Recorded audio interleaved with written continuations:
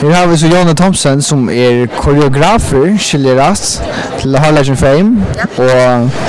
Och det spelar, hur ser du nökt när du ser det första allmänna uppvisningen?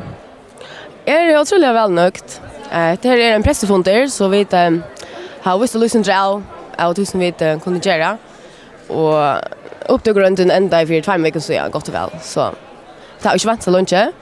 Men jag håller att jag har några ordentligt starka dansare och likar äsne.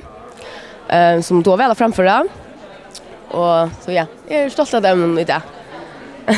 Ja, här kommer folk folk samla i hitchat och jag kan se att här jag tycker vi nägar som mycket stolt av så att som är här. Det ligger nek arbete att han för det alla fyra och allt det som kommer fram.